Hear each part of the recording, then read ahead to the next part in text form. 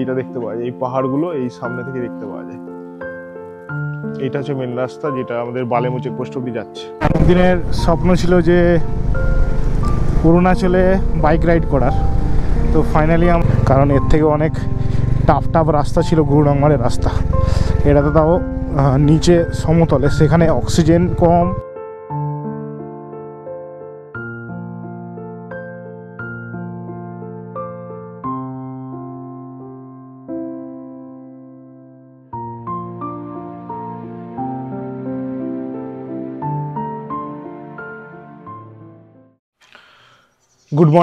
Good morning from Bhairabkunda.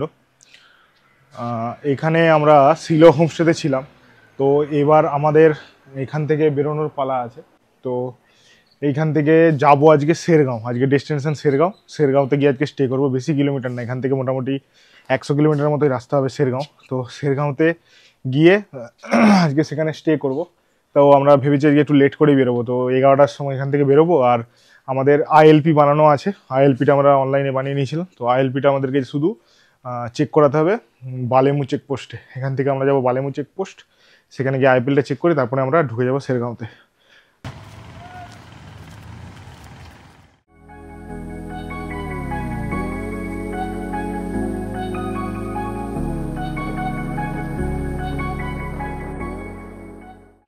এখন আমরা সকালে একটু বেরিয়েছি, এদিক ওদিক ঘুরে দেখছি জায়গাটা। মানে দূরে যে পাহাড়গুলো দেখা যাচ্ছে, এগুলো এই দিকের পাহাড়গুলো সব ভুটানের পাহাড়, আর এই দিকের পাহাড়গুলো সব অরুণাচলের পাহাড়। তো এই যে মেন নদীটা, এই নদীটা হচ্ছে ধানসিঁড়ি নদী। এইখানে পুরো পাথরের নদীটা দেখতে তো খুব সুন্দর লাগে, জায়গাটা খুবই সুন্দর। আর প্রচণ্ড হাওয়া দিচ্ছে এখানে, কাল রাত থেকে এত হাওয়া দিয়েছে, মানে রাতে টেম্পারেচার ছিল ওই 13-14 ডিগ্রি এরকম টাইপের, কিন্তু বিশালভাবে হাওয়া দিচ্ছে। এই হাওয়াটাকে একদম টলারেট করে যাচ্ছিল না রাত্রেবেলা, একদম সেই শোঁ শোঁ করে আওয়াজও হচ্ছে, এমন হাওয়া দিচ্ছে হোমস্টেতে। আমি দেখাচ্ছি আমাদের হোমস্টেটা কোথায়। এইটা হলো আমাদের হোমস্টে, সিলো হোমস্টে, একদম এই ভৈরবকুণ্ডের পাদদেশে একদম বলতে পারো জায়গাটা। তো খুব সুন্দর হোমস্টেটা, খারাপ না। ওদের মানে খাবার দাবারও মোটামুটি, খাবার দাবার খুব ভালো আমি বলবো না, কারণ কালকে খুব একটা ভালো এক্সপিরিয়েন্স হয়নি রাতের খাবারটা। বাকি সব ঠিক আছে। আর এইখান থেকেই হচ্ছে এইটা দেখতে পাওয়া যায়, এই পাহাড়গুলো এই সামনে থেকে দেখতে পাওয়া যায়। এইটা হচ্ছে মেন রাস্তা যেটা আমাদের বালেমু চেকপোস্ট অব্দি যাচ্ছে।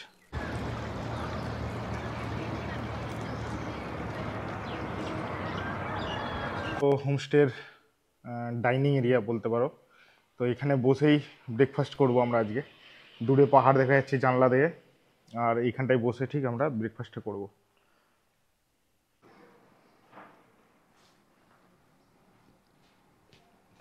আজকে ব্রেকফাস্টে দিয়েছে গোলা রুটি আর চাটনি, খেতে বেশ ভালোই লাগছে, খারাপ লাগছে না। একটা পুরো আছে এর ভেতরে আবার।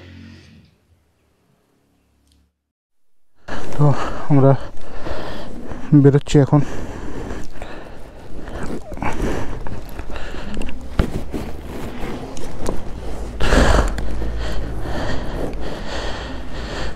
হোমস্টে থেকে আরে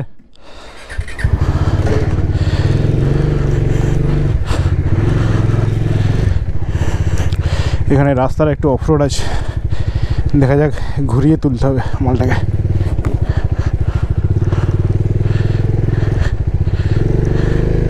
একটু চাকা স্কিডও করতে পারে।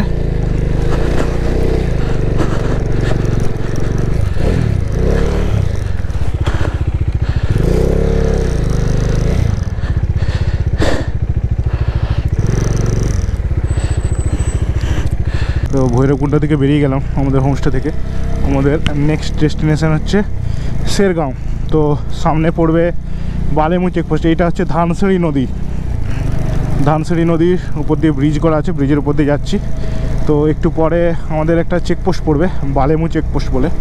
সেই চেকপোস্টে আমাদেরকে সমস্ত ডকুমেন্টস সাবমিট করতে হবে। মানে আমরা যে আইএলপিটা বানিয়ে নিয়ে এসেছিলাম, সেই আইএলপিটা ওখানে শো করাতে হবে। ওরা দেখবে আইএলপিটা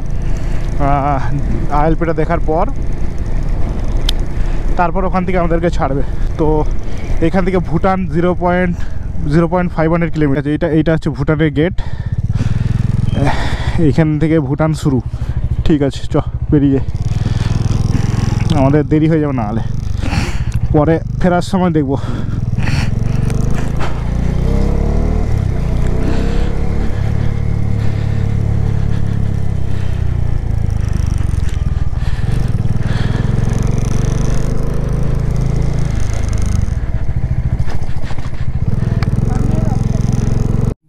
ভরা রাস্তা, এটা অফ রোড পুরো। দেখা যাক কতটা কি যেতে পারি। অফ রোড মানে অফ রোড, ওরিয়ে বাবা,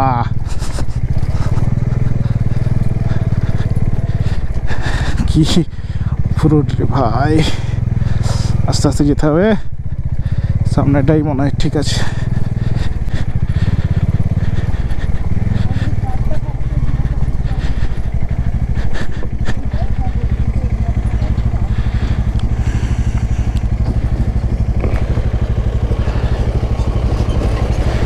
सीधा बालेमू चेक पोस्ट है ना, बालेमू चेक पोस्ट सीधा तो ठीक। आधा ऐसे गले प्रॉब्लम আর কি।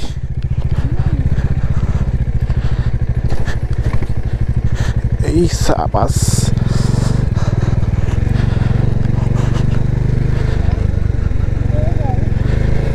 পুরো বালিয়ে ভর্তি রাস্তাটা, হাতে ব্যথা হয়ে গেল পুরো হ্যান্ডেলটা ধরে রাখতে রাখতে। তাই একটা জায়গাতে তিনা বলছে যে নেমে পড়বো, আমি ওই যে থাক, নামতে হবে না, নিয়ে চলে যাব। কারণ এর থেকে অনেক টাফ টাফ রাস্তা ছিল গুরুডাংমারের রাস্তা। এটা তো তাও নিচে সমতলে, সেখানে অক্সিজেন কম, সেই রকম রাস্তাতে গাড়ি উঠে গেছে, তখন এই গাড়িতে কোনো অসুবিধা হবে না।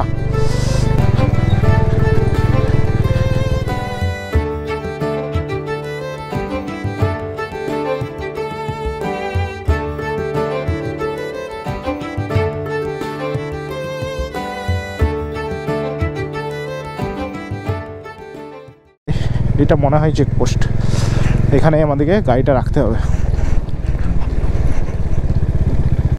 চেকপোস্টে গেলাম, তারপর ওরা চেক করে একটা এন্ট্রি করে ছেড়ে দিল।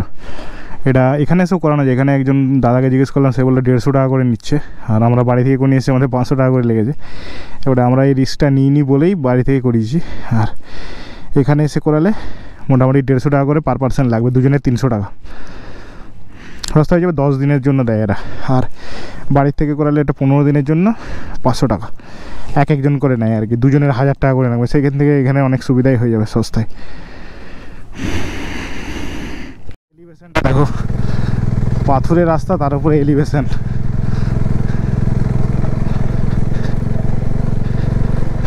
সেরা এক্সপিরিয়েন্স। এখানে প্রচুর সুপারি গাছ, দেখ প্রচুর সুপারি গাছ হয়ে আছে এখানে। বাবা, রাস্তার অবস্থা দেখো। হ্যাঁ হ্যাঁ, দেখতে পেয়েছি, বড় গর্ত আছে একটা, বিশাল অবস্থা, খারাপ রাস্তা। তবে ডমিনারের পাওয়ারের কোনো অভাব নাই, সেটা নিয়ে কোনো সমস্যা নেই, কিন্তু অ্যাকচুয়ালি বসে থাকাটা সমস্যা আর কি। তো ফার্স্ট গিয়ারে এমনি কিছু ক্লাচও ধরিনি আমি, এমনি উঠে যাবে, আস্তে আস্তে টুকটুক টুকটুক করে ঠিক উঠে যাবে। এইটা মনে হয় মেন হাইওয়েটা, যেটাতে গিয়ে উঠবো এবারে। একদম চকচকে রাস্তাতে উঠলাম। এই রাস্তাটা কোথা দিয়ে আসছে আমি বুঝতে পারলাম না। ব্যাস, ফাইনালি অরুণাচল এন্টার করে গেছি, ভালো রাস্তাও পেয়ে গেছি, চওড়া রাস্তা। এবারে যাওয়া হবে আর কি। কোনো ভিউ পয়েন্ট আছে নাকি জানি না, দূরে একদম দুর্দান্ত একটা ভিউ আছে। এখান থেকে পুরো ভ্যালিটা দেখতে পাওয়া যাচ্ছে, তার সাথে একটা সমতল ভূমিটা দেখতে পাওয়া যাচ্ছে। অসাধারণ লাগছে এখান থেকে, অসাধারণ। দেখি ওপরে থেকে আরও ভালো ভিউটা পাওয়া যায় নাকি, তাহলে দেখাবো তোমাদের।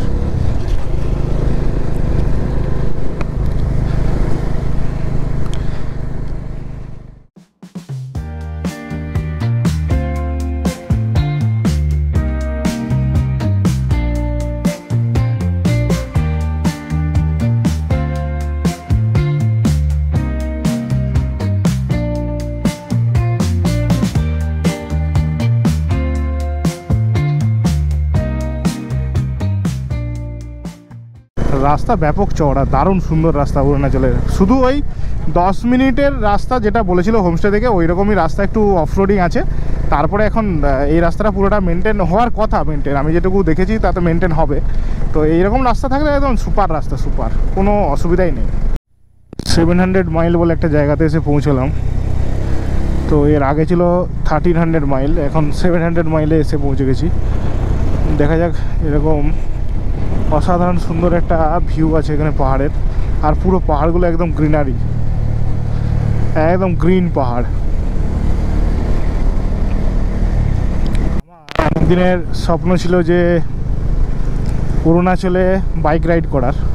তো ফাইনালি আমরা কলকাতা থেকে অলমোস্ট 1200 কিলোমিটার রাইড করে এসে এখন অরুণাচলের পাহাড়ে বাইক চালাচ্ছি।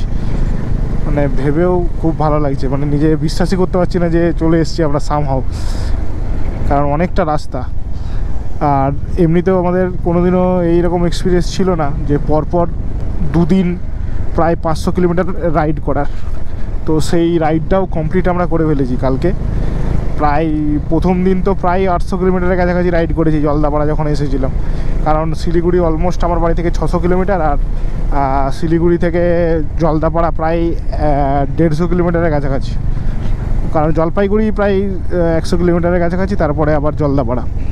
তো ওইটা আমি 800 যদি ধরি, আর তারপরে প্রায় 400 কিলোমিটার আমরা এসেছিলাম কালকে ভৈরবকুণ্ডে এসেছিলাম। তো আজকে ফাইনালি ভৈরবকুণ্ড থেকে বেরিয়ে আমরা অরুণাচলে শেরগাঁও যাচ্ছি। তো আজকে বেশি রাখিনি, বেশি দূর, কারণ পরপর দুদিন হেকটিক রাইডের পরে একদিন শরীরটাকে একটু রেস্ট দেওয়া উচিত আমার পার্সোনালি মনে হয়, কারণ অনেক রাইডার আছে যারা পারে চালাতে, কিন্তু আমি চাই যে শরীরটা একটু রেস্ট না পেলে হবে না। হ্যাঁ, আমার কাছে পোটেনশিয়াল আছে শরীরে যে আমি আরও বেশি যেতে পারবো, কিন্তু আমার মনে হয় যে উচিত শরীরটাকে একটু রেস্ট দেওয়া একদম।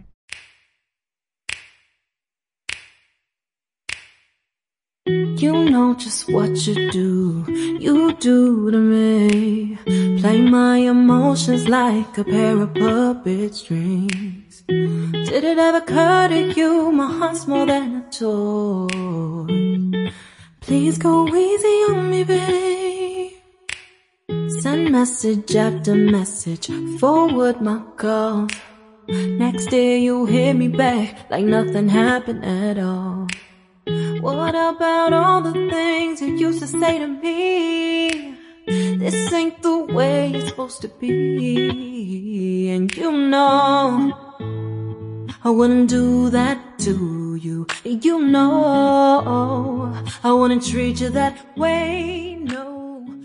মানে এখানে এই লাল ফুলগুলো কি ফুল আমি ঠিক ধরতে পারছি না, বুঝতেও পারছি না কি ফুল। এগুলো দেখতে বেশ সুন্দর লাগে দূর থেকে। এই ম্যারেড ডাইভার স্পিড, ও বিআরওর এখানে কিছু কিছু মোটামুটি একটা লেভেলের ক্যাপশন লেখা আছে এই স্পিড কন্ট্রোল করার জন্য রাস্তার সাইডে।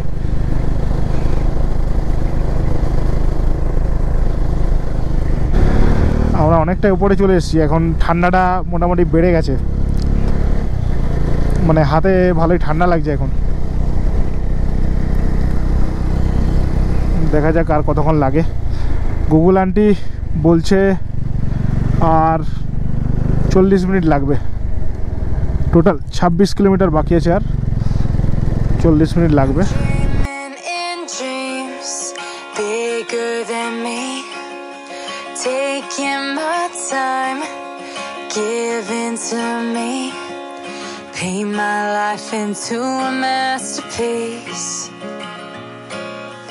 coloring it how I want it to be. এখানে একটা জায়গায় এসে দাঁড়ালাম যে দেখি এই হোটেলটাতে মোমো পাওয়া যাবে, দেখতে পেয়েছি, জিজ্ঞেস করে নিলাম। তো তারা বলল যে পাওয়া যাবে মোমো। তো এখানে মোমো খাওয়ার জন্য একটা রেস্টুরেন্টে এসে দাঁড়িয়েছি। এখানে অনেকগুলো আমাদের ওয়েস্ট বেঙ্গলের বাইকারের সঙ্গে আলাপ হলো, যা অনেকের একজনের বাড়ি বিরাটি, একজনের বাড়ি রানাঘাট, এইরকম টাইপের আছে। তো এরাও এখানে খেতে দাঁড়ালো। আর এইখানে মোটামুটি এই রেস্টুরেন্টটা দেখতে খুব ভালো, দেখতে খুব ভালো। এবারে ভেতরে খাবারটা দেখি, কোয়ালিটিটা খাওয়ার পরে বুঝতে পারবো যে কীরকম কোয়ালিটি দিয়েছে। তো এখনও পর্যন্ত রাইডটা খুব ভালোই হচ্ছে। তো এখানে আরও দুজন ডমিনার নিয়ে এসছে দেখলাম, তো এদেরও বেশ ভালোভাবে লাগেজ পুরো প্যাক করা আছে, প্যাকড আপ আছে পুরো লাগেজ। প্রচুর দিনে একজন তো বললো মেঘালয়ের দিকে যাবে, তো আমাদের তো অত সময় নেই, সেই জন্য আমরা করি না। আর এখানে মোটামুটি এখন যা টাইম হয়ে গেছে, এখান থেকে আর আমাদের শেরগাঁও যেতে টাইম লাগবে ওই মোটামুটি 1 ঘন্টার মতো টাইম, 1 ঘন্টাও লাগবে না, 40 মিনিটের মতো লাগবে। তো আমরা আজকে শেরগাঁও থেকে স্টে করবো, কালকে সকালে শেরগাঁও থেকে বেরোবো। তো আমরা এখন ঝটপট খেয়ে নিই, তারপরে দেখা হচ্ছে তোমাদেরকে গোপ্রো মোডে যখন বাইক স্টার্ট দেবো। 2 দিন পর ফাইনালি মোমোর দেখা পাওয়া গেছে, তাও আবার চিকেন মোমো। এবারে খাবো, আর যারা আমাকে চেনে তারাও জানে মোমো মানে কীরকম খাই আমি। ঠিক আছে, দেখা যাক এই 1 প্লেটে হয় নাকি দেখি। শেরগাঁও জায়গাটা অসাধারণ জায়গা, কারণ এই গাছগুলো হঠাৎ করে চলে এলো, মানে এতক্ষণ পর্যন্ত এইরকম টাইপের গাছ ছিলই না। এই গাছগুলো এই শেরগাঁওতে কাছাকাছি আসার পরেই দেখতে পাচ্ছি এরকম। আর ওই দিকটা অসাধারণ লাগছে, অসাধারণ লাগছে, অসাধারণ।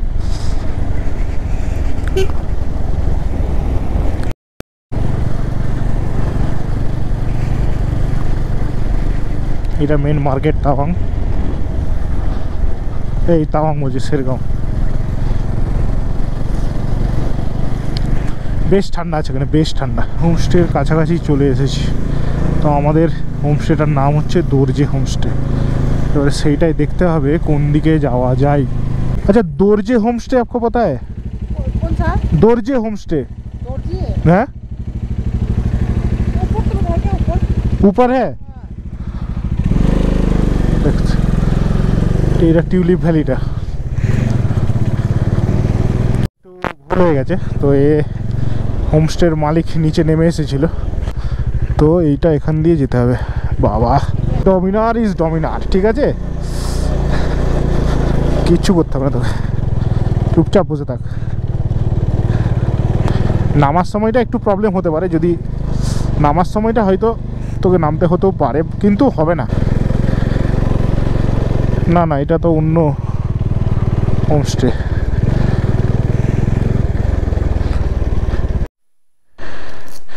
ফাইনালি এসে পৌঁছালাম দর্জে হোমস্টে। হোমস্টের রুমটা হচ্ছে খানিকটা এরকম, এরকম একটা বেড আছে, এরকম সাজানো গোছানো আছে। হ্যাঁ, এখানে একটা ছোট্ট বেঞ্চের মতো আছে, তো এখানে পুরো উডেন ফ্লোর ফিনিশ আছে।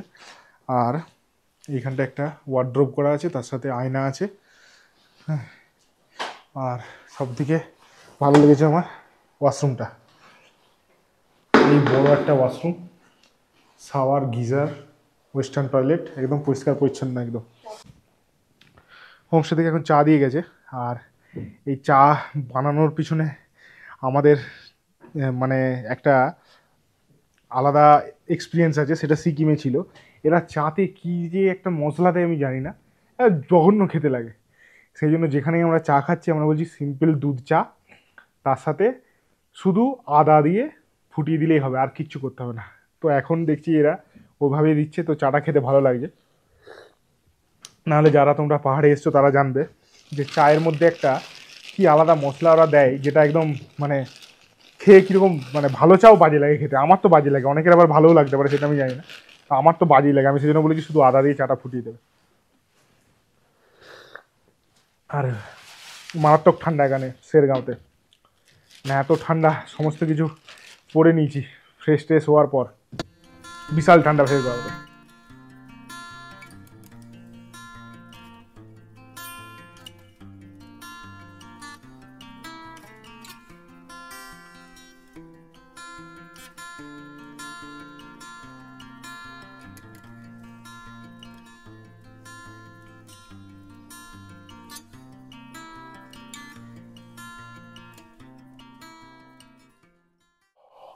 5 ডিগ্রির কাছাকাছি টেম্পারেচার আছে, অসম্ভব সুন্দর জায়গা শেরগাঁওটা।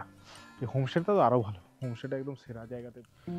ডিনার কমপ্লিট করে এসে আমরা হোমস্টের ছাদে একটু ঠান্ডাটা উপভোগ করছিলাম আর একটু ঘুরে বেড়াচ্ছিলাম।